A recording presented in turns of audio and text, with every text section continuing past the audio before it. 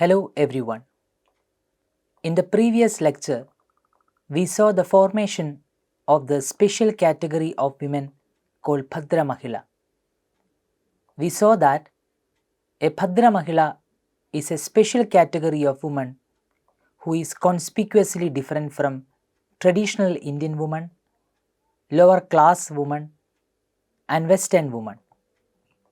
In this context, we also saw that the women's freedom was contingent upon many factors. As long as the new woman retained her femininity and she performed her conventional gender roles, she was allowed to be visible in the public sphere, travel by public conveyances, and even educate herself.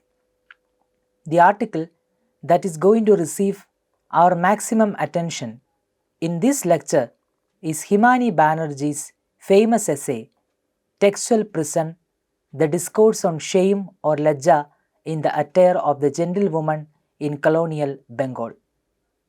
Although the essay is specific to Bengal, the situation was not much different from the modern upper class circles in the pan-Indian scenario.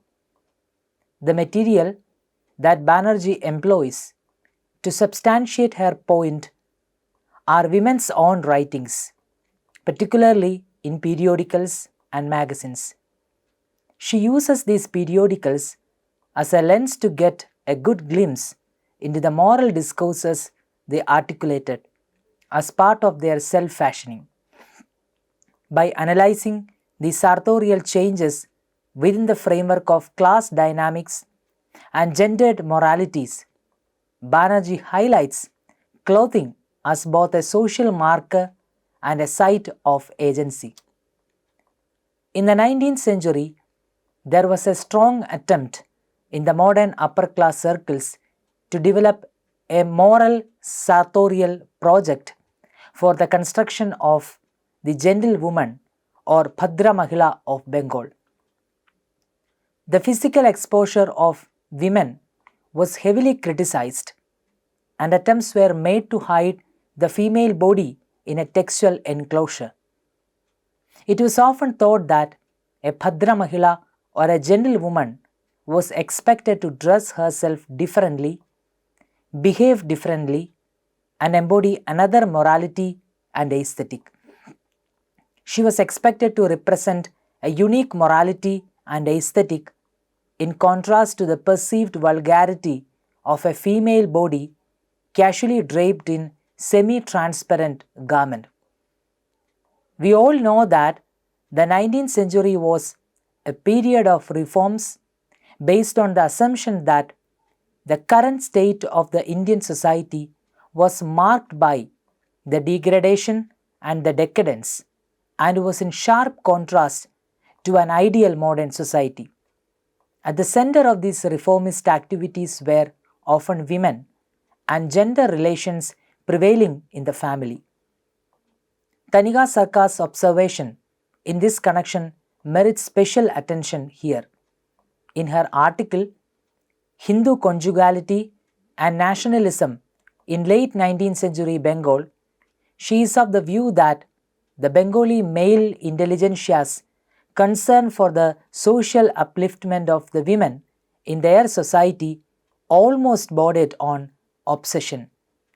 Attempts to improve the lives of middle-class women through refining their minds, morals, and household roles were often considered essential for the progress of society itself. It was thought that both the refinement of women's mind and their social status should go hand in hand. Initially, home or griha was seen as the proper place for women. While women were expected to manage household duties, men engaged in the outside world. However, as ideas of social reform emerged, there was growing demand for a change in these rigid divisions. The reformers often considered the invisibility of women in the houses as a marker of primitive society and emphasized the need for women's freedom to participate in activities beyond household. Reformers proposed a new vision of the home or griha as a shared emotional and moral space for both men and women, as opposed to keeping them in two separate domains. The reform efforts for women's education and their participation in public life were often met with strong opposition from the conservatives. The real concern of conservative elites was not just women's public presence, but the challenge these changes posed to the existing social and gender roles. With this shift, clothing also had to be changed. As women started stepping out into the public sphere, their dress needed to reflect their class and respectability. These sartorial changes were thus thought to be necessary. We should not think that this was the concern solely shared by the traditional conservative elites. Even the so-called progressive male reformers also had the same anxiety when it came to women and the family. But the only difference between these two was that while the first one completely opposed the women's emergence to the public sphere, the second one aimed for neat negotiation. While the progressive male reformers supported women's education and public presence, they also made it a point to control and limit these changes. For the liberals also, the female body, women's sexuality, and their role in society were deeply unsettling matters, just as they were to conservatives. It is significant to note that the primary agenda behind these reformist activities was not just a strong desire to improve the condition of women. The reformers primarily wanted to counter the European claims that Indian society was ultimately uncivilized and the traditional attire of women was a marker of it. By dressing women in civilized attire, they wanted to counter this European allegation without truly challenging patriarchy. It is interesting to note that even female reformers like Krishna Bhavini Das, who supported some financial independence for women, still saw the home or griha as the primary and natural space for women.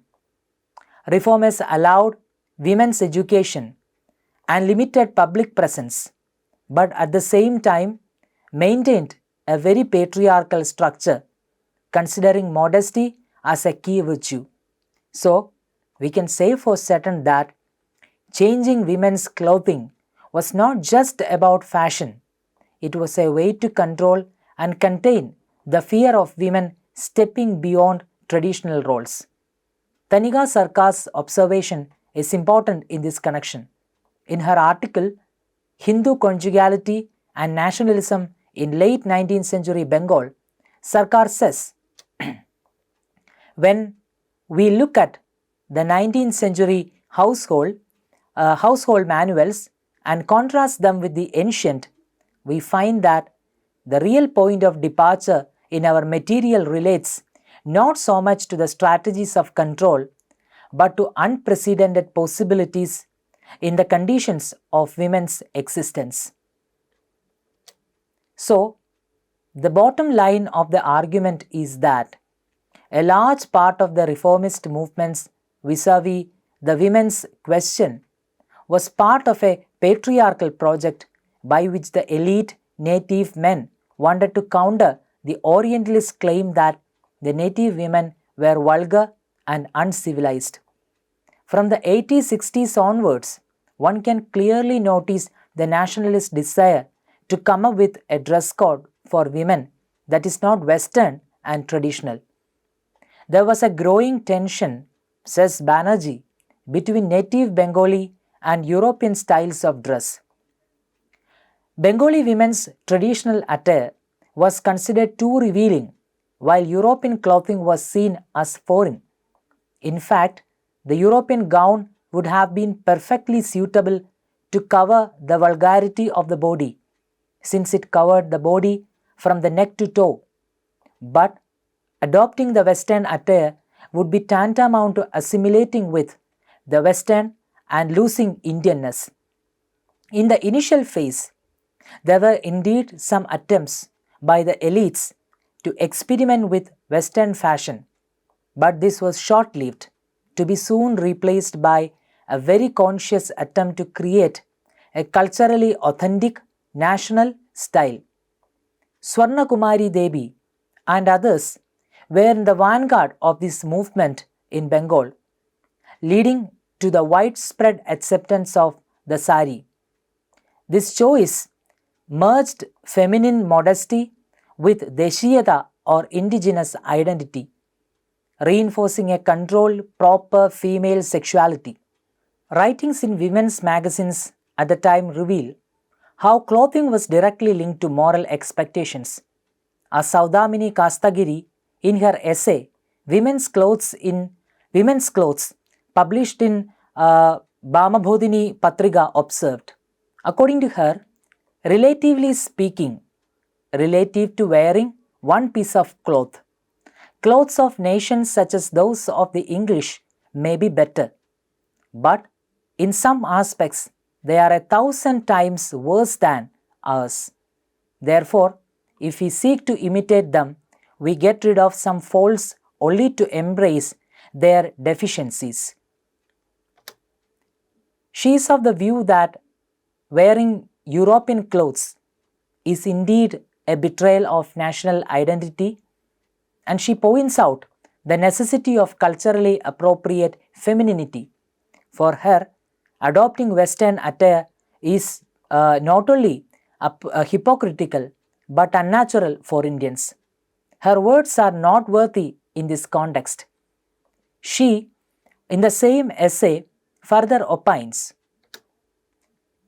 "It is never as enjoyable to imitate clothes of other nations as to create one from one's imagination, and which is suited to both national characteristics and is also civilized. And besides, there is a sense of artificiality if Bengalis wear the clothing of English or any other nation. They are considered of that culture and are treated as such. If a Bengali person dresses like the English and frequents their society, they engage in reviling the Bengalis in front of him, which he has to listen to with patience." Sabhyada or propriety and Shalinada or courtesy were the two major concepts which shaped the moral foundations of nationalist fashion. This national and morally upright attire played a crucial role in distinguishing good women from bad ones, thereby emphasizing strict sexual repression. By redefining women as Bhadra Mahila or gentle women, society started setting new limits on their independence through both clothing and moral expectations. While control was the primary mechanism in the old patriarchy, conditions take the center stage now. The way women dressed and behaved was shaped to fit into the new patriarchal system, which ensured that their presence in public life remained controlled. Although the middle class women, now considered Bhadra Mahila, came out of their secluded spaces, they continue to remain wrapped in strict moral codes. In short, women were not just dressed in new clothes, but also in the expectations of modesty, shame, and virtue. There was a constant focus on ensuring that the female body is fully covered and appears pure. Here, we should note that while middle-class women refrained from actively showing their sexuality, she was not devoid of beauty. She continued to remain aesthetic in a very passive, controlled manner. The aestheticized clothing remained as promise for a man who holds the power to free her from this imposed cover, an act that is both his privilege and pleasure. As a result, a respectable woman must always be aware of the male gaze and her own potential to provoke. Banerjee's observation is crucial here. She says, the cover of clothing is presented as the promise of uncovering by an outside male agent, unveiling her or freeing her from a fabricated encasement, and by extension reforming her, becomes a male prerogative and pleasure. The Bhadra Mahila must be constantly aware of male gaze and her own sexual provocativeness.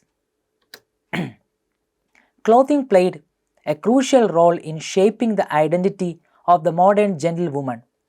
In other words, clothes were not just garments, they were the carriers of moral and social meaning. For example, Hemanta Kumari Chowdhury, the editor of the journal Andapur, considered clothing as a sign of progress, signifying a journey from the primitive to the civilized society. Closely associated with the changes in the sartorial field was the emergence of the notion of lajja or shame or modesty. The idea of shame or lajja left the bodies of upper class and upper caste women totally invisible. It presented the Bhadra Mahila as someone more than just an individual. She became a maker of middle class gender and social ideals. It created a very interesting paradox in women. First, the notion of lajja or shame made Bhadra Mahila be acutely aware of her body and its sexuality, yet simultaneously made her deny both. This instilled in them a sense of strong guilt and restriction about their sexuality, thereby forcing her to self-censor the visibility of her body. According to Banerjee, writers like Krishna Bhabini Das, in her essay Strilok or Purish, and contributors to Bhamabodhini magazine, clearly tied the notion of shame or lajja and desexualization and dephysicalization to civilization. Although there was no consensus of opinion on whether lajja was innate or cultivated, it was universally presented as a characteristic of morality and refinement. In the upper class circles, greater emphasis was placed on mind and intellect instead of body. Upper class men were associated with intellect, while linking women and the working class to the physical body.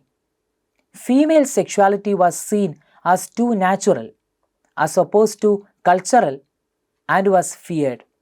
Naturally, it was suppressed, reinforcing male dominance further. Shame often functioned as a tool to define and reinforce virtue and vice through segregation and self-surveillance. A good example of this particular perspective is found in the discussions on public bathing. Communal bathing had long been a part of village life and ritual practices, but the writers dismissed this history and presented it as a form of sexual transgression, reinforcing the idea that women's bodies should remain hidden and regulated. Banerjee quotes an anonymous piece in Babamodhini Patrika where public bathing is blatantly criticized. The piece goes as follows. Education helps to change many disgusting / revolting habits. As people become more civilized, they engage in civilized customs and practices as befitting of the times. But habit has such an overwhelming power that people continue to nurture many disgusting practices because of it. Women's bathing customs in this country are one of these highly disgusting matters. How it is that civilized and educated people engage to this day in this disgusting, revolting custom I cannot tell. No doubt habit is the cause. But if they are not vigilant about such disgusting things, they will become obstacles for women's improvement. Gentle/civilized as well as uncivilized women of village bathe without any reservation together with men. This is not a matter of little disgust, and bathing here does not simply mean returning home after a dip. If only that were the case, even that would be no small matter of disgust. But instead, women eschewing all shame stand next to men and clean their body parts in a most revolting manner. On top of that, the kind of fine clothing material they wear is not fit to go out in society. And when that material becomes wet and clings to the body, then there is no difference between being naked and dressed. Many a time a decent man hesitates to get out of the pond in such clothes. But women, displaying remarkable ease, get out of the pond and walk home in their wet clothes. The new sense of morality, which shaped the modern subjectivity of the colonial period, was heavily influenced by Victorian Christian ideals, especially those of female gentility. Victorian morality, deeply rooted in ideals of propriety, restraint, and sexual purity, played a crucial role in shaping perceptions of the female body. Women were expected to embody virtue, modesty, and self-sacrifice, and these expectations were reflected in how their bodies were regulated, represented, and controlled. The female body was policed through dress codes, medical discourse, and social norms. Corsets symbolize this control, shaping women's bodies into an exaggerated hourglass figure while also restricting movement and breath.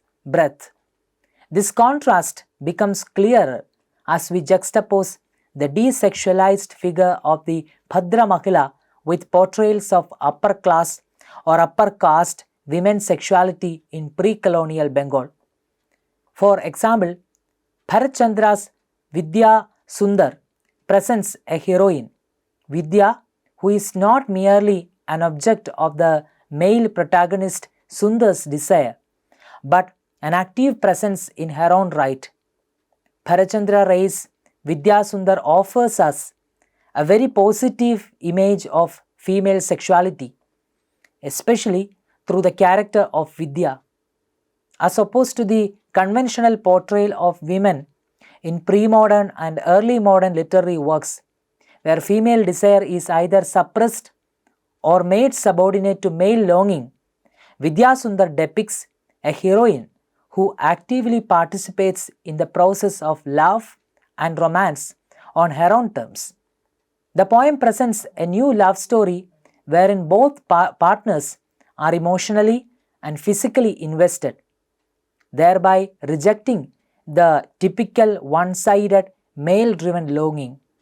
We know that in many classical and clearly modern and early modern narratives, women are abducted, born in battles, or given away in marriage, but Vidya is allowed to both choose and assert her desires. In other words, the text does not reduce Vidya to a mere body or erotic object of male gaze. She is not a person completely fashioned according to the desires of men. Her sexuality is integrated into her personality, making her a well-rounded character rather than just a symbol of male fantasy.